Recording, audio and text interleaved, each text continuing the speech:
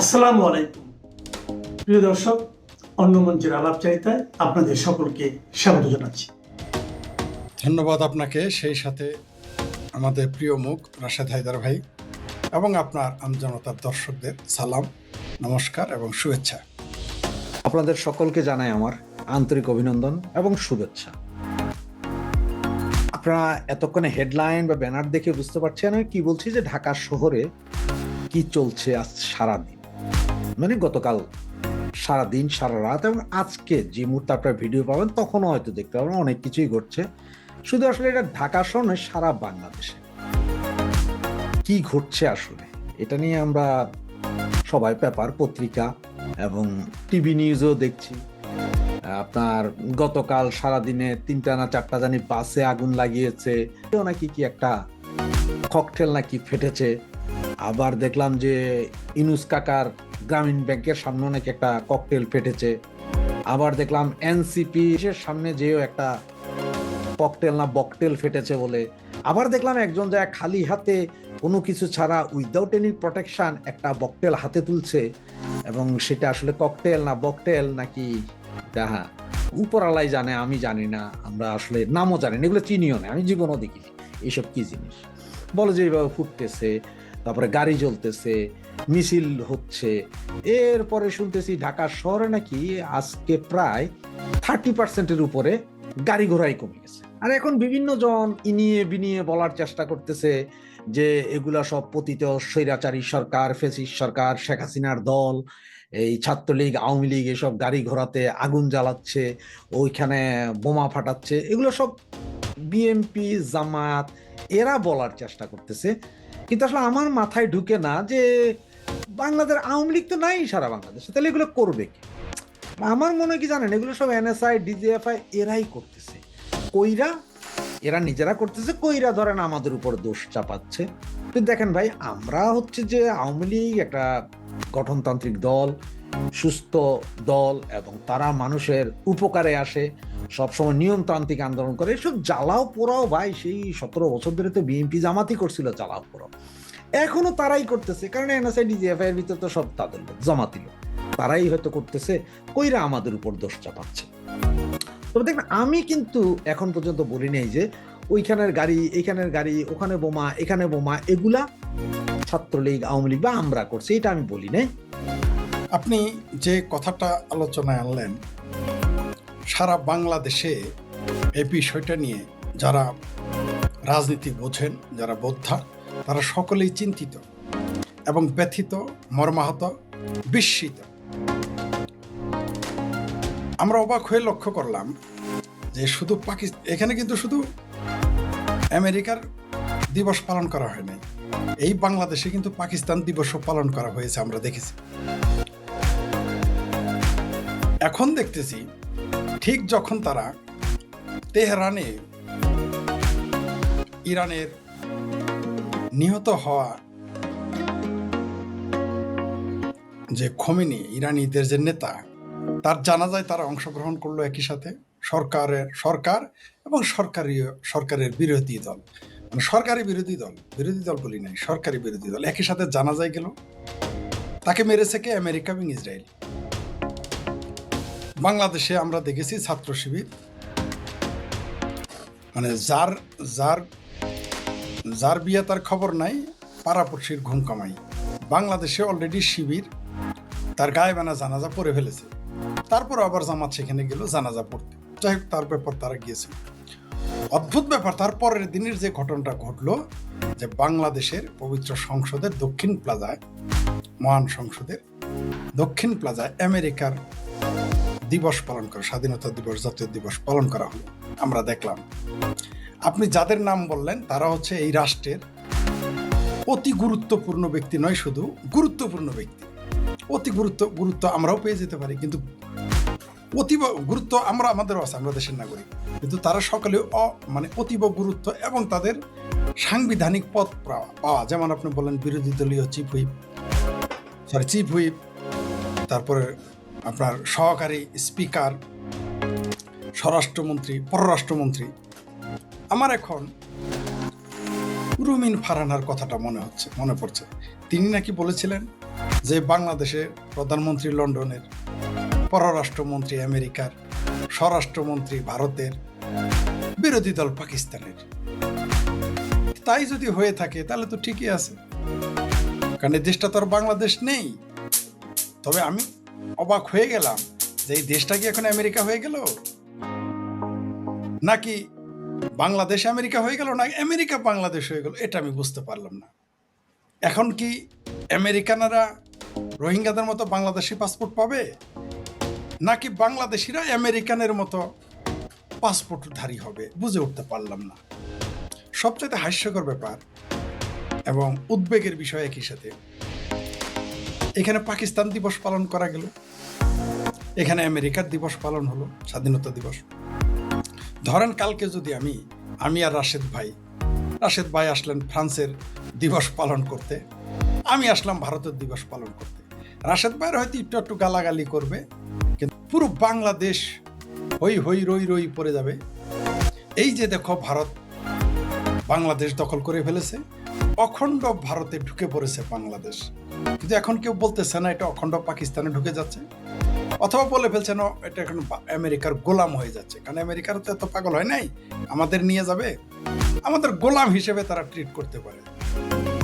বাংলাদেশ এখন আমেরিকার colony, Chinese colony, পাকিস্তানের কলোনি, তুরস্কের কলোনি, এই হিসেবে সমাজে, রাষ্ট্রে, পৃথিবীর বুকে তারা তুলে ধরতেছে। তার সর্বশেষ প্রমাণ হচ্ছে সংসদের দক্ষিণ প্লাজায় আমেরিকার স্বাধীনতা দিবস পালন করার মাধ্যমে আমরা দেখতে পেলাম তা কতটুকু রাজনৈতিকভাবে দেউলিয়া হলে এটা সম্ভব। কতটুকু রাজনৈতিকভাবে দেউলিয়া হলে আপনি কল্পনা করতে পারেন? মানে প্রভুর যদি জুতা, মানে তার জুতা আমেরিকার। আপনি দেখেছেন আমাদের রাজনীতি, আমাদের হিম্মত, আমাদের পররাষ্ট্র নীতি কত দুর্বল, এবং আমরা কত বড় গোলাম ইবনে গোলাম। শুধু গোলাম না, গোলাম ইবনে গোলাম, কারণ খোদ পাকিস্তানি তো আমেরিকার গোলাম, আমরা হচ্ছি পাকিস্তানের গোলাম। তাহলে আমরা হচ্ছি গোলাম ইবনে গোলাম বর্তমান বাংলাদেশে। এইখানে ডোনাল্ড ট্রাম্পের নামে একটা মহিষের নাম রাখা হয়েছে, তাকে কিন্তু কোরবানি দেওয়ার সাহস কারো মুরদে কোলায় নেই। তখন ধর্মও খত্রমে যায় নাই, বাংলাদেশের জাতীয়তাবাদে খত্রমে যায় নাই। কিন্তু ভারতের কোনো গরুর নাম যদি রাখা হইতো, বা কোনো মহিষের নাম যদি রাখা হইতো, নরেন্দ্র মোদী, অমিত শাহ, হেমন্ত বিশ্ব শর্মা, শুভেন্দু অধিকারী, নীতির পক্ষে শেখ ফরিদ যদি রাখতো, তাহলে তাকে বেশি বেশি করে টুকরো করা হইতো এবং বেশি বেশি করে কাবাব বানানো হইতো, কিমা বানানো হইতো। আমাদের পররাষ্ট্র নীতি এতই দুর্বল যে একটা মহিষের নাম রাখলে তাকে 3টা ফ্যান দিয়ে 2টা ফ্যান দিয়ে বাতাস করে, তার পিছনে প্রতিদিন হাজার হাজার টাকা খরচ করে। তো আপনি সেই বাংলাদেশের মানুষ কিভাবে আমেরিকার গোলামি না করে থাকতে পারবে? কারণ তারা যে ইরানে গিয়েছে জানাজা পড়তে, এটা কিন্তু আমেরিকা ভালো চোখে দেখে নাই, এটা আবার এরা জানে। তার জন্যই তারা দ্রুত একটা বন্দোবস্ত করলো, জামাত, বিএনপি মিলে। আমি বলেছি না যে এটা হলো সরকারি দল এবং সরকারি বিরোধী দল, তারা মিলকে জুলকে এক। এরা যে আমেরিকার সাথে দাসখত দিয়ে এসেছে, এটা কিন্তু আমাদের যে তথাকথিত পররাষ্ট্রমন্ত্রী, তিনি খলিলুর রহমান ব্লেজার খলিল, তিনি কিন্তু আগেই বলে দিয়েছিলেন, এবং তাকে পররাষ্ট্রমন্ত্রী বানানোর পরেও কিন্তু একবার তিনি বলেছেন।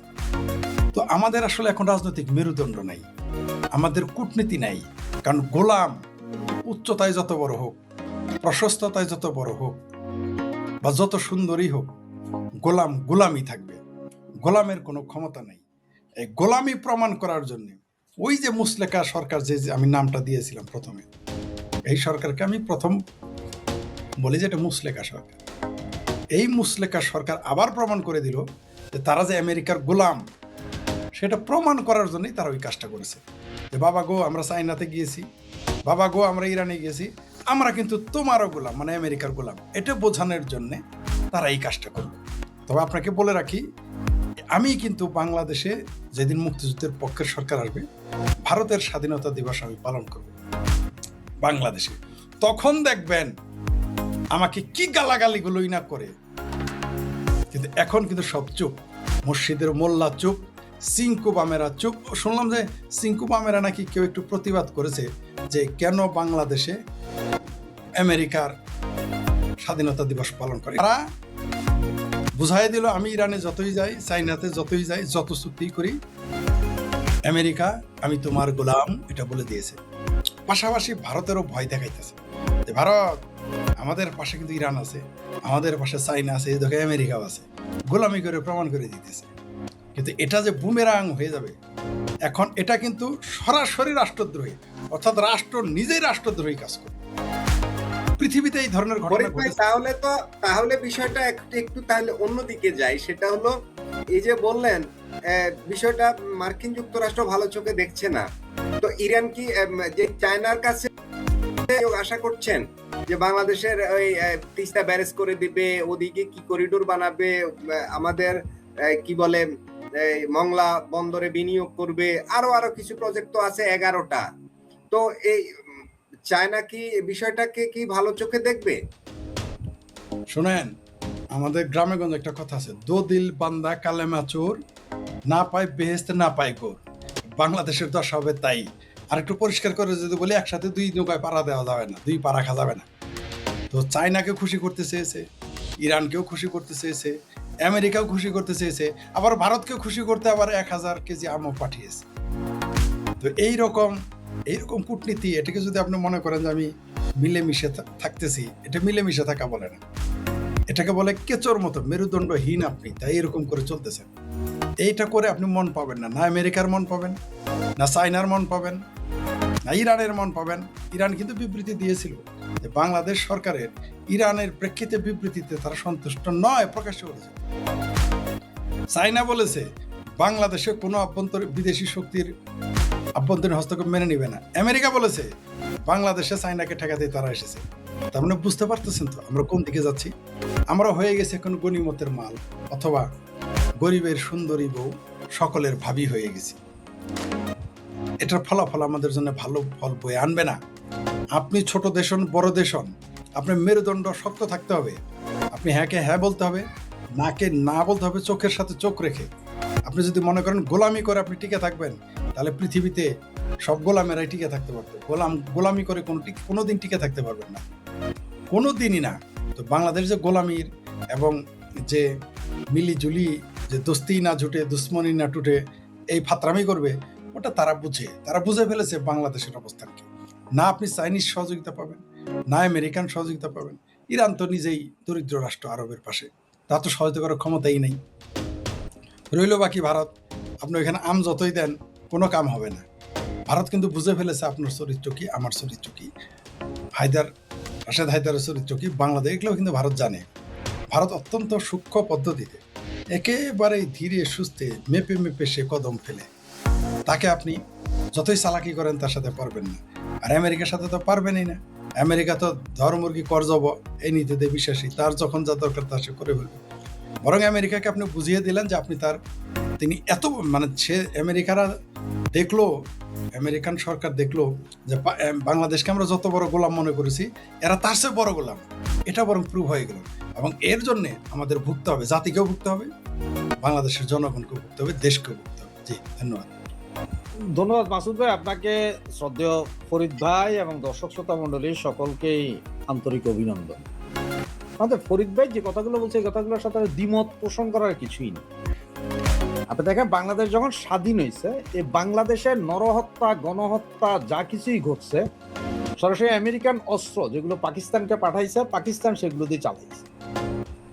সেই আমেরিকা ডিসেম্বরের 12 তারিখ পর্যন্ত তারা চাইছিল বাধ্য করতে যে ভারত যাতে বাংলাদেশের স্বাধীনতাকামী মানুষকে সাহায্য না করে, যাতে এই দেশ স্বাধীন না হয়। এরপরও দেশ যখন স্বাধীন হয়ে গেছে, আপনার বঙ্গবন্ধু শেখ মুজিবুর রহমান মরার আগ পর্যন্ত, মানে 15 আগস্টের আগ পর্যন্ত বাংলাদেশকে স্বীকৃতি দেয় নাই। স্বীকৃতি দিয়েছে অক্টোবরে। 1972 সালে বঙ্গবন্ধু যখন খাদ্য সহযোগিতা চাইল বন্ধুপ্রতিম রাষ্ট্রগুলো থেকে, তখন এই আমেরিকা 193 জন পাকিস্তানি যুদ্ধাপরাধী সেনা যারা বাংলাদেশে ছিল তাদেরকে ছেড়ে দেওয়ার বিনিময়ে খাদ্য দিয়ে বলছে। এই সে আমেরিকা যার পররাষ্ট্রমন্ত্রী নিক্সন বলছিল যে আমরা তলাবিহীন ঝুরি বাংলাদেশ। সেই আমেরিকা নাকি আজকে জামাতার আমির বলে যে অকৃত্রিম বন্ধু কে আমেরিকা, এটা কিভাবে সম্ভব? আমার কথা হচ্ছে এই প্রোগ্রাম ওরা যদি পুরো ঢাকা স্টেডিয়াম ভাড়া নিয়ে, ঢাকাতে একটা বড় স্টেডিয়াম, মিরপুর টিপু স্টেডিয়াম ভাড়া নিত, আমেরিকার সেই বিখ্যাত গায়ক বিটলসকে আনতো, যারা গায়ে love love me do, you know I love you, craze, শাকিরাকে আইনা প্রোগ্রাম করাইতো, সরকারি খরচে করাইতো, তাতেও কোনো দুঃখ ছিল না, কোনো সমস্যা নেই, হইতেই পারে, এটা যে কারো থেকে হইতে পারে। কিন্তু এখন কথা হচ্ছে যে আমার সংসদ ভবনের যে জায়গায়, সেখানে আমার প্রধানমন্ত্রী, রাষ্ট্রীয় বিভিন্ন মন্ত্রীরা শপথ বাক্য নেয় যেখানে, সেই জায়গায় কেন এটা? ওই যে ফরিদ ভাই বললো না যে অর্ধেক গেছে ইরানে জানাজা পড়তে, আর অর্ধেক এখানে এসে তাড়াতাড়ি কত এটা লেবেল দো। কাহিনীটা কিরকম হয়েছে জানেন? এটা হিন্দি ছবি দেখলাম, দেরি হয়েছে, মাঝে মধ্যে এখনো আসে। এটা হচ্ছে নায়কের লগে একজন চামচার মতো আছে, তো এরা চুরি বাটপারি ধান্দা করে টাকা টুকা আনে, তো এক জায়গায় ভাগ করতে বসে, তো ভাগ করার পরে ভাগ করবো কত আসছে, এখানে 1.5 লাখ টাকা আছে, আর স্বর্ণ আছে 0.5 কেজির মতো। তো স্বর্ণ হাত দিয়ে দেখলো, দেখে গেলো যে ঠিক আছে, স্বর্ণ তুইও নিস না, আমিও নিব না, এটা আমরা ভগবানের দিই। কেন ভগবান রে? ভগবান না বাঁচালি কি তুই বাইচাইতে এইসব স্বর্ণ গয়না নিয়া? উপরের দিকে মারছে, পয়রা গেছে, ভগবান তুমি নিবে না, আমার রাখতে হবে, ঠিক আছে আমি রাখি। টাকা ভাগ করে অর্ধেক, তোমার 50, আমার 50, ঠিক আছে। আচ্ছা আমি তো বুদ্ধি দিছি না তোমারে, এখান থেকে আরো লইয়া লইল 45, আছে কত? 5,000। 5,000 কেমনে তোর কাছে থাকে? তুই এর আগে আমার থেকে চাটা খাইছিস না? এই করতে করতে সবই নিয়ে আসছে। এখন ঠিক বাংলাদেশের অবস্থা হইল, ওইদিকে চায়নারে খুশি করতে গেছে, প্রথম বৈদেশ সফর চায়না, ঠিক আছে ভাই আপনাদের সাথে সব মেমোরেন্ডাম সাইন হলো। মেমোরেন্ডাম সাইন মানে কিন্তু চুক্তিও না, মেমোরেন্ডাম মানে টাকাও না, যে আপনি ঠিক আছে আপনি এটা কইরা দিবেন। এখন দেখলো যে আমেরিকা তো খেপা, আমেরিকারে কি করতে হবে? এই যে করলো। চায়নার অবস্থান আর বাংলাদেশের অবস্থানটা একটু বুঝেন। চায়না যে কি শয়তান, $70 বিলিয়ন চায়না ইনভেস্ট করছে পাকিস্তানের বেলুচে, এটা বন্দর, কি জানি বন্দরটার নাম ভুলে গেছে, চাবার না, চাবার তো ইন্ডিয়া, সরি বেলুচের এই ইনভেস্টটা করে ওখান থেকে রোড নিয়ে গেছে সরাসরি কই পর্যন্ত? চায়না পর্যন্ত। বেলুচ যখন এই যে গত 1 বছর যখন বেলুচ যখন খেপলো যে তাদের বিভিন্ন জিনিসপত্রগুলো চায়না চলে যাবে, তারা কি করলো? রোড উড়াই দিল। সেই বন্দরে পাকিস্তানের কোস্ট গার্ডের 30 জন সেনা অফিসার মেরে ফেলালো বেলুচ। পাকিস্তানের সেনাবাহিনী মানে গার্ড দিতে যায় না, চায়নার এই $70 বিলিয়ন এখানে ভেস্তে গেছে। এখন তাদের আরেকটা রোড কি আছে? Myanmar to China to Dhaka. এই একটা জিনিস খেয়াল করছেন, ঠিক আজ থেকে 10-12 দিন আগে মায়ানমারের যে বর্তমান জান্তা, সে ভারত সফর করে গেছে, সে চলে গেছে ওইখানে। আছে কত? এই যে মায়ানমারের এই যুদ্ধ চলতেছে তো আজকে আমরা প্রায় সেই 91 সাল থেকে দেখতেছি, 91 সাল থেকে। রোহিঙ্গা তো সে 91 সালে অল্প 50 না 60 হাজার রোহিঙ্গা ছিল, 96 সাল পর্যন্ত এটা বাড়লো, এরপর আস্তে আস্তে বাড়তে 12 লাখ। আপনি কি আজ পর্যন্ত কখনো শুনছেন যে মায়ানমারের জান্তা তাদের বিমান বাহিনী দিয়া বর্ডার এরিয়ায় বোমা ফালাইতে, বর্ডারে বোমা ফালাইতে শুনছেন? কিন্তু চায়নার ওইখান দিয়ে ওই করিডোর দরকার, যেটার জন্য আমাদের এখন সিগনেচার হবে করতে, ওই করিডোর দিয়া যাবে, ওইখানে বোমা ফালাইছে। চায়নার সামরিক জান্তারে হেল্প করে কে? আমেরিকা। পাকিস্তানের বেলুচরে হেল্প করে কারা? সব কিন্তু ইরান হয়ে আসুক আর যেখানে হয়ে আসুক, সব অস্ত্রই কাদের? সব সেই আমেরিকা। আফগানিস্তান লাগিয়া বইছে বর্ডারে পাকিস্তানের সাথে, সেখানে হেল্প করতেছে কারা? ইঙ্গিত পেছনে আমেরিকা। চায়না যত জায়গায় যাইতেছে সব জায়গায় কিন্তু আমেরিকা বাগড়া দিতেছে। এখন আমরা এখনো বুঝতেছি না বা বুঝি না, আমরা খুব স্বপ্ন দেখতেছি হ্যাঁ যে ভারতের সাথে বন্ধুত্ব করার চেয়ে চায়নার সাথে বন্ধুত্ব করা মনে হয় আমাদের জন্য লাভজনক, এটা আমরা চিন্তা করি। বাস্তবে উল্টা। কিন্তু বাস্তবে যে না চায়নার সাথে বন্ধুত্ব হবে না আমাদের আমেরিকার সাথেও বন্ধুত্ব হবে, কারণ আমেরিকা আছে ধান্দায়। ভারতের বাজেটে দেখেন বন্ধুপ্রতিম রাষ্ট্র যেগুলো আছে, বাংলাদেশ, নেপাল, তারপর আরো যা যা আছে, এদের জন্য আলাদা একটা বরাদ্দ থাকে, থোক বরাদ্দ, যেটাকে সহযোগিতা, মানে এইটা ফেরত দিতে হবে না, এই পয়সা আপনি প্রকল্প তৈরি করবেন, ভারত দিবে, খরচ করেন, হিসাবও নাই, দিতেও হবে না। চায়না আজ পর্যন্ত এরকম কোনো বাজেট আপনার জন্য বরাদ্দ দিছে ভাই? পাকিস্তান দিছে, পাকিস্তানের সংসদরা। এই যে 2 দিন আগে পত্রিকাতে পড়লাম যে পাকিস্তান থেকে চাউল আনতেছে, সেই চাউল পচা চাউল, যে চাউল এখানে আনা পর্যন্ত খাওয়া যাবে না। আমেরিকা থেকে গম আনতেছে $70 বেশি করে। এগুলো কিছুই বুঝেন না, এখনো মানুষ হয়তো বুঝে না, কিন্তু অল্প কিছুদিনের ভিতরে বুঝবে। কারণ এই যে আমেরিকার তাবেদারি, মানে আমেরিকা ওই যে বলছে না দিল্লি না ঢাকা, এতদিন কইছে দিল্লি না ঢাকা, ঢাকা ঢাকা, এখন কয় যে এই আজাদি না গোলামি, আমেরিকার পাঁচাটি। আমেরিকার পা চাটা মাত্র শুরু হয়েছে, সামনে আরো চাটাচাটি দেখবেন, মানে এই চাটাচাটির কোনো শেষ নাই। এখন আমাদের প্রধানমন্ত্রী সে তারেক রহমানের বাড়ির ভিতরে বা তারেক রহমানের কার্যালয়ের ভিতরেও আমেরিকান ফ্ল্যাগ ঝুলাইয়া স্বাধীনতা দিবস পালন করতে পারে, কোনো সমস্যা নেই, এটাও দেখতে থাকেন এবং দেখবেন। আজকের দিনে এই যে আজকে 6 ঘন্টা আগে কি হইলো পার্বত্য চট্টগ্রামে, শুট আউটে 3 জন নিহত, বিভিন্ন পত্রিকায় আছে, কিন্তু নেক্সট খবরটা দেয় নাই 13 জন সেনা অফিসার নিখোঁজ। কোথায় এরা? আমাদের 13 জন সেনা অফিসার কোথায়? 3 জনের নিহত হয়েছে শুট আউটে। সবকিছু মিলে বাংলাদেশের যে পরিস্থিতি, তাতে যতই দালালি করেন আর যাই করবেন করেন, জামাত ইয়ের দালাল, পাকিস্তানের দালাল, আমেরিকার দালাল, এটা সবাই জানে। কারণ এ যত ধরনের মৌলবাদী সংগঠন পৃথিবীতে আছে সবগুলার সৃষ্টিকর্তা হচ্ছে যে আমেরিকা। গতকালকে একটা খবর আর একটা ভিডিও সহ দিছে অনেক পত্রিকায়, সেখানে 5 জন ছেলেকে দেখা যাচ্ছে যাদেরকে মৌলবাদী কর্মকাণ্ডের কারণে গ্রেপ্তার। ওরা কি জানি ঢাকার কি জানি একটা বালুর মাঠ না কি আছে, যেটাকে নাকি মিনি কক্সবাজার বলা হয়, যাত্রাবাড়ি ব্রিগেডের ট্রেনিং দিতেছে। ফাতা ব্রিগেডটা কাদের? ফাতা ব্রিগেড কোনটা? ওই যে ইসরায়েলের রাষ্ট্রদূত যে কইছিল যে ইয়ে আছে হামাস আছে, এখানে, এটা কি খুব ভুল বলছে? এখন ফাতা ব্রিগেড বাইরে, আর যাদের চেহারা ওগুলারে দেখলেই বোঝা যায় যে এরা জঙ্গি ট্রেনিং করতেছে। গোয়েন্দা তদন্ত দরকার নাই, গোয়েন্দাদের সরান, আমারে খালি বাংলাদেশের মানুষের একের পর এক ছবি দেন, আমি আপনারে ওই যে কয়া দিতার মধ্যে এটা জঙ্গি, এটা জঙ্গি না, এটা জঙ্গি, এটা জঙ্গি না, এভাবে কয়া দিতার, এবং তার মধ্যে 99%ই জঙ্গি পাইবে। সুতরাং এই যে জঙ্গি আবার এখন কালকে যে আবার জঙ্গি তো বলে নাই বাংলাদেশে, ধরে কেমনে ভাই? এখন এগুলা সব আমেরিকা যে কি চাল চালতাছে আর কি করবে বাংলাদেশের, এটা বুঝবেন। তবে হয়তো আপনারা হয়তো মনে করেন যে কি বুঝবো কোন ভাই, কালকে হয় না কেন, পরশু হয় না ভাই। জিও পলিটিক্স, রাজনীতি, এগুলো একটু সময় লাগে। এটা 2 মাস 6 মাস 2 বছরের ভিতরে হয় না, সময় লাগে।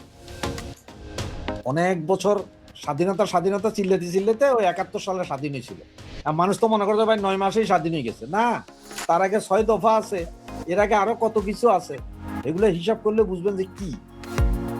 এই হচ্ছে কাহিনী, দেখতে থাকেন। এবং আমাদের যে পররাষ্ট্র নীতি, আপনারা কিভাবে কোন পররাষ্ট্র নীতি, আমাদের তো কোনো নীতিই নাই, নীতিহীন রাষ্ট্র এই মুহূর্তে। আমরা গোলামির জিঞ্জিরে অলরেডি আবদ্ধ, আমাদের কোনো নীতি নেই। ওরা যেই নীতি আমাদের বলবে আমরা সেই নীতি মানিতে বাধ্য। রাশেদ হায়দার ভাই যেটা বলছেন সেটা হচ্ছে আপনার শুরুতে এবং মাঝখান থেকে যে আমাদের আসলে পররাষ্ট্র নীতি বলতে কিছুই নেই, যেটা হচ্ছে কাউকে ব্যালেন্স করছি আমরা আম দিয়ে, কাউকে ব্যালেন্স করছি ইজ্জত দিয়ে।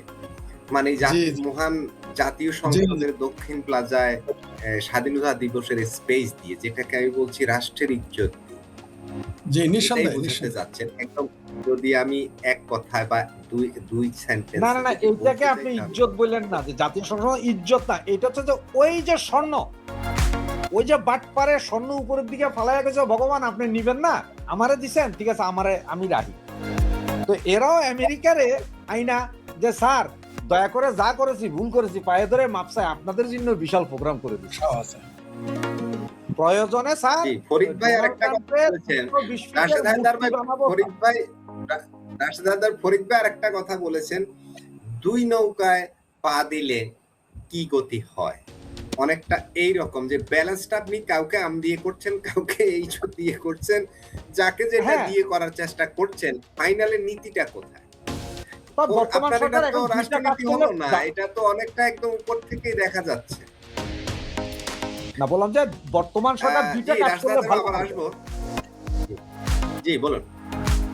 এই দুইটা কাজের মধ্যে একটা হচ্ছে যে 120 ফিটের ডোনাল্ড ট্রাম্পের একটা মূর্তি দাঁড়া করাইতে জাতীয় সংসদ ভবনের সামনে, যেখানে Chinese president Xi Jinping Donald ট্রাম্পের পায়ের তলায় থাকতারে। এই মূর্তি কেউ ভাঙতে যাবে না, কারণ বানাইতেছে তো মৌলবাদীরা। আর দ্বিতীয় স্ট্যাচু অফ লিবার্টি আছে না, ওইটার একটা 160 ফিটের স্মৃতিসৌধের সামনে দিবে। তো শিক্ষা নির্মাণ তো বন্ধ আমাদের, শিক্ষা নির্মাণের সেই গ্যাস আইনা স্ট্যাচু অফ লিবার্টির পেছন দিয়া লাগাই দিবে, আর ওই যে টর্চ লাইট ধরা ওইটার মধ্যে আগুন দিব, আগুন দিয়া জ্বালাই দিব। ডোনাল্ড ট্রাম্প খুশি, আমেরিকা খুশি, অসুবিধা কি? দুইটা কাজ করতে পারে। মজার বিষয় হলো আপনি যে কথাটা বলেছেন, আপনি মেরে মুকাবাদ ছিন লিয়া, আমি আপনাকে এই কথাটাই বলতাম, যদি এখন আমাদের মহান কমরেড মোজাহিদুল ইসলাম সেলিম, আরেক মহান কমরেড আমাদের কমরেড প্রিন্স, আরেক মহান কমরেড কাভি, এদেরকে যদি, আমি কিন্তু আবার কুত্তা কাভি বলি নেই, কাভি বলছি, কমরেড কাভি, আবার কেউ কুত্তা কাভি ধরে নিয়েন না ভাই, কুত্তা কাভি আরেকজন লোক। তো যাই হোক, মনে করাই দিলাম আর কি, কেউ ভুল বুঝতে পারে তাই। আবার আপনারা আবার বললেন না যে আমি আসলে কুত্তা কাভিরে, কমরেড কাভিরে কুত্তা কাভি গেছি। রাশেদ ভাই আসতেছে, দেখতে পাচ্ছেন, এর লক্ষণ কিন্তু ভালো না। সে বুঝাইতেছে আমি কমরেড কাভিরে কুত্তা কাভি বলতেছি। না ভাই, আমি তা বলি নাই। যাই, যেটা বলতেছিলাম সেটা হলো যে ওনাদের যদি মন্ত্রিত্ব দিতেন তাহলে ঠিক ওই যে বামদের ব্যাগটা না, বামদের জুতাটা না, বামদের পৃষ্ঠপোষকতায়, বামদের ব্যাগটা না, জুনায়েদ শাকির মতো তারাও যদি এমপিত্ব মন্ত্রিত্ব পেয়ে যেত, টু শব্দটি করতো না, বরং তারা ওইখানে গিয়ে উপস্থিত থাকতো। নতুন মৌলবীদের যেমন ফতর অভাব নাই, বামদের তেমন ফতর অভাব পাবেন না। বাম রাজনীতিতে কখনোই আপনি শুধু হিন্দুত্ববাদী নয়, বাম রাজনীতিতে আপনি পৃথিবীর কোনো মৌলবাদী রাজনীতিকে আপনি সাপোর্ট দেওয়া তো দূরের কথা, আপনি তার সাথে পীড়িতও করতে পারবেন না। এটাই বাম রাজনীতি। কিন্তু আমরা কি দেখি, বাম রাজনীতিদের জঙ্গি হামাসের পক্ষে তারা সিকরা সিকরি করে, আমরা দেখেছি। অথচ আজকের সর্বশেষ খবর জানেন, জঙ্গি হামাস গোষ্ঠী কিন্তু বলে দিয়েছে তারা গাজার যে কর্তৃত্বের দাবি তারা ছেড়ে দিয়েছে।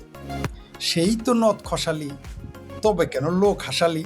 2023 7 অক্টোবর যখন পাঙ্গুরার ভাঙ্গুরা বললো আবাবিল পাখি যাইতেছি ইসরায়েল দখল করতে, আমরা কিন্তু বলেছিলাম বাবা রে, মৌসাকে তো ঢিলটা দিলা, একদিন কিন্তু গাজা থাকবে না, কিন্তু এত তাড়াতাড়ি সত্য হবে এটা আমরা জানতাম না।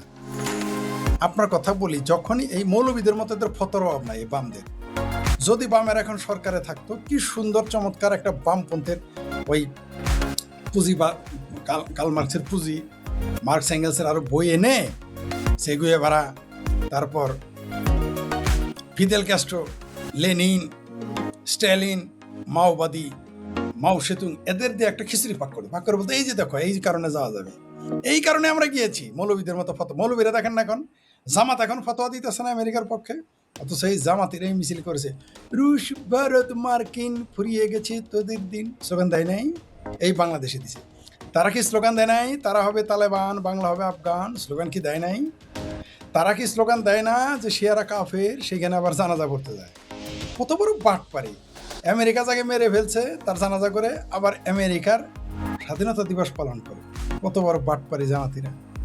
তো এই যে আপনি যে কথাটা বললেন, বামপন্থীরা এরা যদি ক্ষমতা থাকতো আর বলতো না। জুনায়েদ সাকি, আরে বাপরে বাপ, কত বড় বিপ্লবী রে ভাই! বোঝা গেল যে মানুষ তো তখন বিপ্লবী থাকে যতক্ষণ ক্ষমতায় না যায়। তাই আমি দোয়া করব আগামীতে সব বিপ্লবীরা যেন ক্ষমতার বাইরে থাকে। আমারও ইদানিং ভয় করে, যদি কখনো সাকির মতো এমপি মন্ত্রী হয়ে যায়, বিভিন্নরার মতো, আমিও বোধহয় এরকম হয়ে যাবো। তাই আমার ওই আশা শখ মাইতে গেছে, মনে হয় আমিও এরকম হয়ে যাবো। বিশ্বাস করা যায় না, কারণ জুনায়েদ সাকির মতো মহাবীর দুর্বল সিংহ, খায় পান্তা ভাঙে জিগার ডাল, 2 হাতে টাইনে সিরে মাকড়াসার চাল, এরকম মহাবীর কমরেড জীবনে কোনোদিন একটা মেম্বার হইতে পারবে না, তার জামানত হারাবে, সে এখন এমপি মন্ত্রী। এই বাটপাড়েদের যত বিপ্লবী বক্তব্য দিত এই বামেরা যখন জুনায়েদ সাকিকে ফ্লোর দিত, আমাদের পিছনে দাঁড়ায় থাকতে দিত না। এইরকম মহাবীর জুনায়েদ সাকির পিছনে দাঁড়ায় থাকলে তারা নিজের, এরা কিন্তু পয়দা করছে বামেরা। এই জুনায়েদ সাকিকে সে কিন্তু বামদের পয়দা, সে হলো বাঁয়ে সিগন্যাল দিয়ে ডাইনে মোড় নিয়ে ভাগছে, ওই যে ভারতের কমরেড কান্নাইয়ার মতো। মানে বামপন্থী রাজনীতি মহা বিপ্লবী, আমি বলেছিলাম এটা ভাগবে। কমরেড কানাইয়ার কথা ভারতের, আমি বলেছিলাম এটা ভাগবে। জুনায়েদ সাকির সাথে আমি কোনো ছবি তুলি নেই, ওদের ছবি তুলে দিছি, মহান নেতারা থাকলে ছবি তুলে দিতাম। ভাই অনেকে বলে না না না জুনায়েদ সাকির ছবি তুলবো না, কারণ এটা বাট পার 2 দিন আগের পরে ভাগবে। কেউ বিশ্বাস করেনি, ভেগেছে তো ভাগবে, কারণ এরা হচ্ছে ওই যে রাশেদ সাহেব কত সৎ লোক, মাসুর সাহেব ছি ছি ছি ছি ছি, কোটি কোটি টাকা ঘুষ খায়। হাই রে রাশেদ সাহেব সৎ লোক, রাশেদ সাহেবের চাকরি দিচ্ছেন মাদ্রাসার মসজিদের ইমামের ঘুষ দেয় কারা? রাশেদ সাহেবের মাসুর সাহেবের মতো সচিব বানান না, তারপরে না বুঝবো রাশেদ সাহেব মাসুর সাহেব হয় কিনা। তো ওই রকম ক্ষমতায় যাওয়ার আগে সব বিপ্লবী এখন চেনা শেষ। জুনায়েদ সাহেব জামাত প্রমাণ করে দিয়েছে, ক্ষমতায় যাওয়ার জন্য ইসলামকেও তারা খারিজ করে দেয়, হিন্দুদের দিয়ে আল্লাহর আইন কায়েম করতে চায়। ক্ষমতায় যাওয়ার জন্য তারা ইলেকশনের আগে বলে যে না না আমরা শরিয়া আইন চাই না, কিন্তু সারা জীবন বলে তারই পাল্লা হইলো আল্লাহর মার্কা।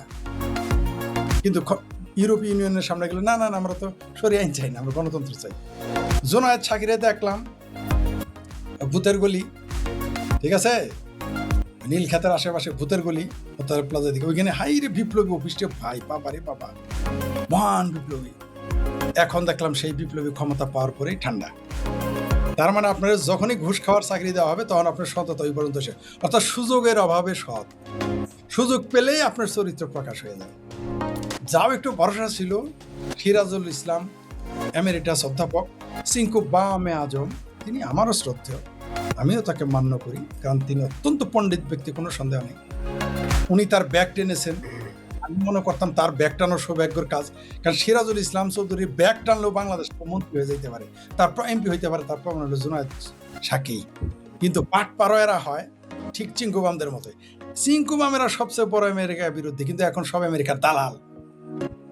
দৃক শহীদুল ফটোগ্রাফার মস্ত দালাল, ফ্রড মাজাহার চিঙ্কুবাম মহাদালাল, জুনায়েদ সাকি মহাদালাল, আনু মোহাম্মদ আরো বড় দালাল। মানে যত বড় বাম তত বড় আমেরিকার দালাল। আমাদের বলে ভারতের দালাল, আমরা আমেরিকার দালাল। আমরা না ভারতের নাগরিকত্ব নিয়েছি, আমরা না আমেরিকার নাগরিকত্ব নিয়েছি। এখন বলবেন যে তোদের তো মুরদে কোলাবে না। এখন আমাদের হায়দার ভাই বলতে তোমার কি ফরিদ মুরদে কোলাবে ফ্রান্সের নাগরিক হওয়া? আচ্ছা মানলাম, উগান্ডার নাগরিকত্ব নিতে পাওয়ার মতো মুরত অন্তত শেখ ফরিদের আছে, তাই না? আর আমারও তো আপনারা ভারতের দালাল বলতে বলতে তো মোটামুটি ফেনা তুলে হয়েছে। ভারতেরও তো নাগরিকত্ব নিতে পারি, তাই না?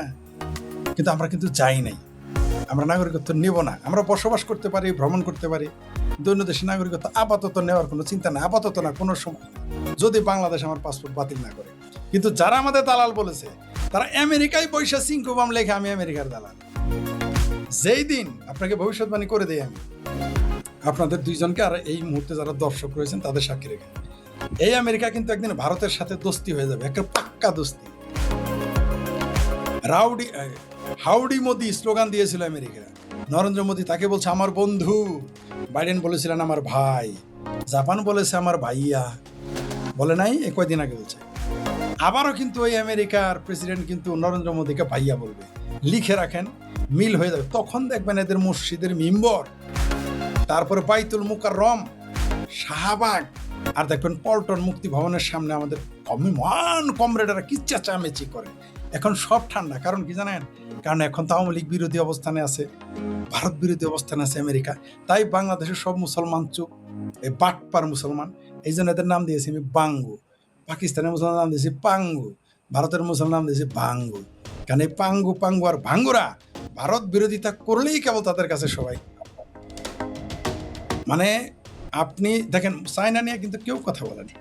চায়নাতে মসজিদকে টয়লেট বানায়, বার বানায়, নাচের জায়গা বানায়, এদের নাচায়, গিদরের গোস্তা খাওয়ায় জোর করে। চায়নাকে নিয়ে একটু শব্দটি করবে না, কেন? কারণ চায়না হলো জ্যাঠা আর আব্বা আমেরিকা, তাই কথা বলবে না। আমাদের এই দেশটাতে হলো সব মানুষই হিপোক্রেট, সব বাম বলেন, ডাইন বলেন, আধা ডাইন বলেন, হুজুর বলেন, মুজুর বলেন, রিক্সাওয়ালা বলেন। ডক্টর হুমায়ুন আজাদ এই কারণে বলেছিলেন যে এই দেশে প্রধানমন্ত্রী থেকে মিসকিন পর্যন্ত হইল দুর্নীতিবাজ। আমি তার ভাষাকে একটু ঘুরিয়ে বলতে চাই, এই দেশের বিপ্লবী রাজনীতিবিদ থেকে শুরু করে জাতীয়তাবাদী হোক, অজাতীয়তাবাদী হোক, ধার্মিক হোক, অধার্মিক হোক, আস্তিক হোক, নাস্তিক হোক, এই দেশের রাজনীতিবিদরা হলো মুনাফিক। এরা যাহা বলে তাহা যা ধরে নিবেন। ওই যে যখন সোভিয়েত ইউনিয়ন ভেঙে গেল, তখন সোভিয়েত ইউনিয়ন আমেরিকা থেকে একটা কমিক বের হয়েছে যে সমাজতন্ত্র কাকে বলে, গণতন্ত্রে যাওয়ার দীর্ঘতম পথ। অর্থাৎ ৭৭ বছর সমাজতন্ত্র রাজনীতি করে পরে দেখা গেল তারা গণতন্ত্রে চলে গেছে, মানে তারাও ভণ্ড। তো সোভিয়েত ইউনিয়ন যখন ভেঙে গেছে, তারপরে আর সমাজতন্ত্রের অস্তিত্ব আসলে পৃথিবীতে নাই, থাকার কথাও না। কারণ আপনি সমাজতান্ত্রিক আন্দোলন করেন, আপনাদের বয়স কোনো অংশে কম না। আচ্ছা, রাশেদ হায়দার ভাই এবং মাসুদ ভাই, আপনাদের দুইজনকেই বলি এবং দর্শকদেরও বলি, মন্তব্য করবেন যাদের বয়স আমাদের মতো।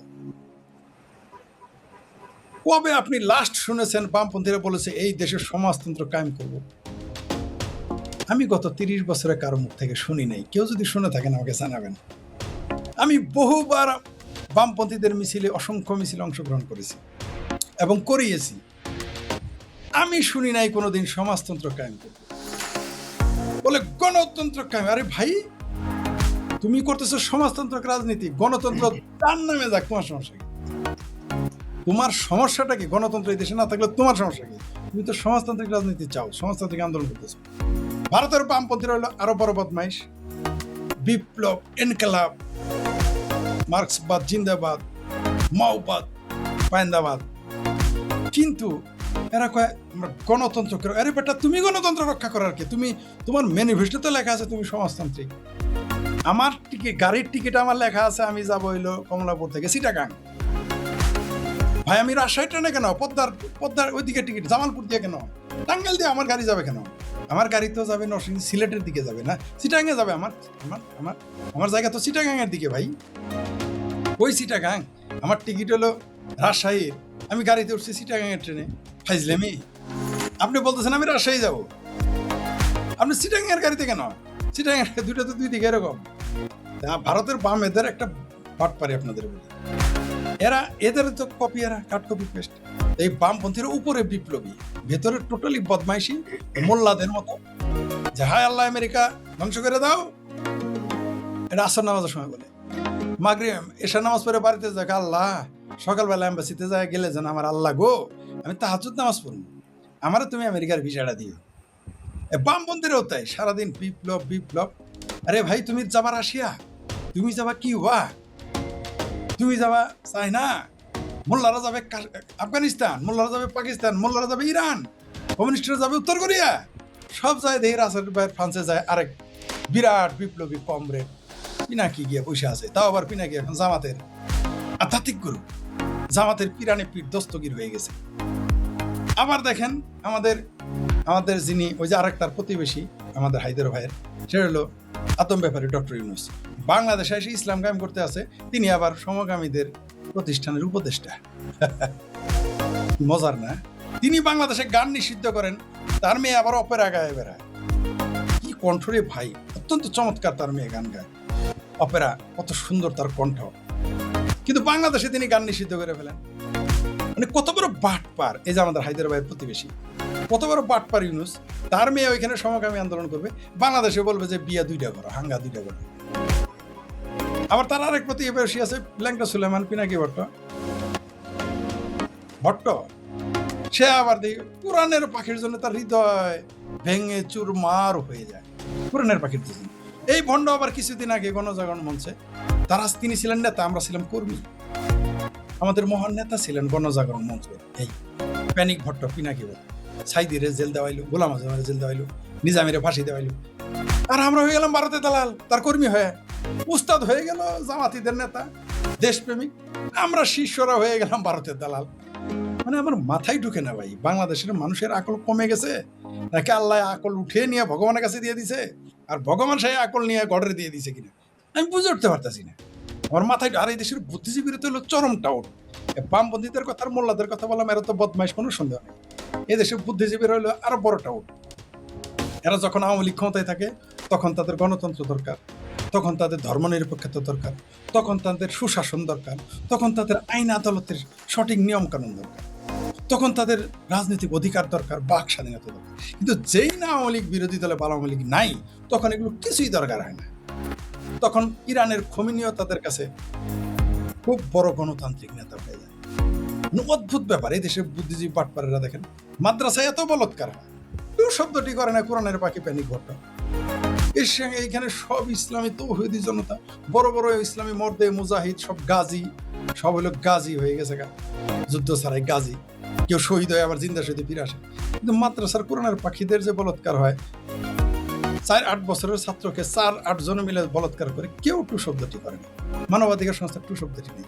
বাংলাদেশের মানবাধিকার সংস্থা যারা আছে, এরা আওয়ামী লীগ থাকলেই কেবল বলে আমাদের মানবাধিকার দরকার, তারপরে দরকার নেই।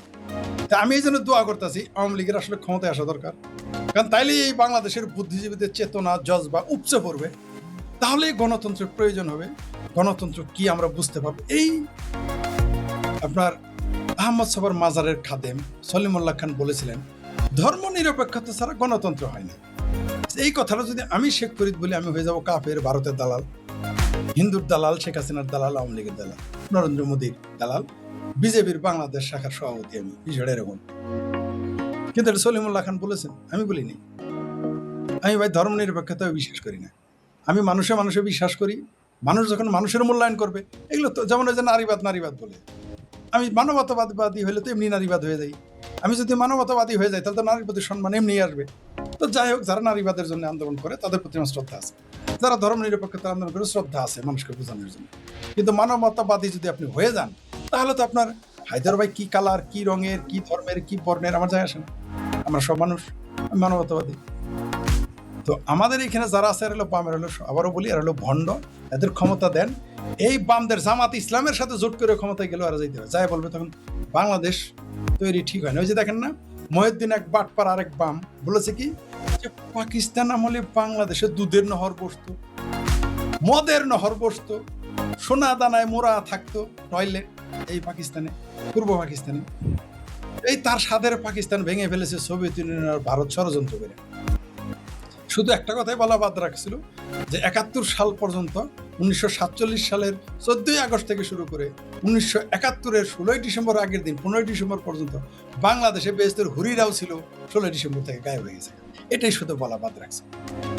আর গেলমান তো আছে এই মাদ্রাসায়, ওটা তো এখনো আছে, তখনও ছিল, গেলমানের সংখ্যা এখনো বাড়ছে। আমরা দেখতে পাচ্ছি মৌলবীরা অন্তত হুরটা চলে গেছে, হুরের কাজ এখন গেলমান দিয়ে শুরু করছে মাদ্রাসা। যদি এটা অপ্রাসঙ্গিক, কিন্তু আনতে আমি বাধ্য, কারণ আজ যারা মাদ্রাসা নিয়ে গবেষণা করে তারা বলেছেন আমাকে প্রতিদিন বাংলাদেশে 2 লক্ষ শিশু বলাৎকার হয়। তাই এই কথাগুলো আমাদের সামনে আনতে হবে। আমি কোনো ধর্মের বিরোধিতা করিনি, ধর্মের পক্ষেও না, আমি স্পষ্ট আমার অবস্থান। আমি হায়দার ভাইয়ের পক্ষেও না, হায়দার ভাইয়ের বিপক্ষেও না, আমি মাসুদ ভাইয়ের পক্ষেও না, মাসুদ ভাইয়ের বিপক্ষেও না। আমি ইসলাম, হিন্দু, ইসলাম, সনাতন, খ্রিস্টান, ইহুদি, জৈন, পার্সিক, কারোরই পক্ষে না, কারোরই বিপক্ষে না ভাই। আমি অন্যায় থাকলে আমি সেটা বলবোই। আপনি যখন রাম মন্দিরে চুরি করবেন, সেটারও বিরোধিতা করব। আপনি যখন মক্কায় বাটপারি করে ওই টাকা নেবেন, তখনও তার বিরোধিতা করব। আপনি বাইতুল মুকাররমে পকেট মারবেন, ওটার বিরোধিতা করবো। মাদ্রাসায় বলাৎকার করবেন, তার বিরোধিতা। আবার ভালো কাজ করেন, যেমন শিখ ধর্মের আমি প্রশংসা করি। আমি নন প্র্যাকটিসিং, আমার রিলিজিয়নের ব্যাপার আমার আগ্রহ নেই, কারণ আল্লাহ, গড, ভগবান ভাইয়ের, মান্না ভাইয়ের পেতি বাড়া। ডাক্তার জাহেদ তো এখন বিএনপির প্রতিমন্ত্রী হয়ে গেছে, তারা গ্রহণ উপদেষ্টা। মান্না ভাইয়ের দিলেই ঠান্ডা হয়ে যায়, ঠান্ডা হয়ে যায়। যেমন মান্না ভাইয়ের প্রতি আমি শ্রদ্ধাবোধ রেখেই বলছি। মান্না ভাইয়ের কাছে আমি প্রথম শিখেছি যে প্রেসিডেন্ট জিয়াকে প্রেসিডেন্ট জিয়া বলা যাবে না, জেনারেল জিয়া বলতে হবে। এই ছেলেটি, আমি তখন ছোট মানে কি, তরুণ আর কি। আমি বললাম জিয়াকে জিয়া বলতে হবে, জেনারেল জিয়া বলতে হবে। আমি শেখ ফরিদ কিন্তু তার তরিকা ধরেই রাখছি, এখনো জেনারেল জিয়াই বলি। কিন্তু আমার শ্রদ্ধেয়, আমার, ঠিক আছে, আমার গুরু মাহমুদুর রহমান মান্না কিন্তু এখন শহীদ, শুধু প্রেসিডেন্ট জিয়া বলে না, শহীদ প্রেসিডেন্ট জিয়াউর রহমান। আমরা তো একটা সত্যিকারের নিরপেক্ষ তদন্ত এগুলা দেখতে চাই, যে জুলাইতে কারা মানুষ খুন করেছে। সেনাবাহিনী খুন করেছে, কিন্তু সেনাবাহিনী তো জঙ্গিদের হয়ে খুন করেছে, সেনাবাহিনী তো জঙ্গিদের পক্ষে আগেই চলে গেছে। হারুন ইজহারের একটা ভিডিও আমার এক ছোট ভাই আজকে পাঠালো, সেখানে হারুন ইজহার বলছে যে সেনাবাহিনীর ফোন এসছে যে সেনাবাহিনী অলরেডি সরকার পতনের সিদ্ধান্ত নিয়েছে। জুলাইতে বাংলাদেশ ধ্বংস হয়ে গেছে। তারপরেও কিন্তু আমরা এখনো বাংলাদেশের আপামর জনসাধারণকে বুঝাতে সক্ষম হই নাই যে জুলাই একটা প্রতারণা ছিল, জুলাই একটা ষড়যন্ত্র ছিল, জুলাই কোনো গণ অভ্যুত্থান বা বিপ্লব ছিল না। প্রশ্ন হলো যে জুলাইতে কি জনসমর্থন ছিল? অবশ্যই জনসমর্থন ছিল, কিন্তু এই জনসমর্থনে একটা শুভঙ্করের ফাঁকিও আছে।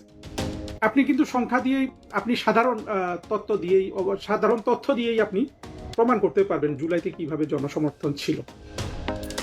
এবং এই জনসমর্থন থাকারও মূল কারণ কিন্তু বাংলাদেশের মুক্তিযুদ্ধের ভিত্তিতে বাংলাদেশ দ্বিধাবিভক্ত হয়ে থাকা, এই দুই ভাগ বাংলাদেশকে এক ভাগ করতে না পারে। এই দুই ভাগের মধ্যে কে আছে? বড় শরিক বিএনপি। বিএনপির জনসমর্থন 30%, 35%, এটা তো সবাই মেনে নিয়েছি আমরা, এটা উঠানামা করে। তাহলে এই লোকগুলা জুলাইয়ের পক্ষে, এর কাউকে তো আপনি জুলাইয়ের বিপক্ষে আনতে পারবেন না।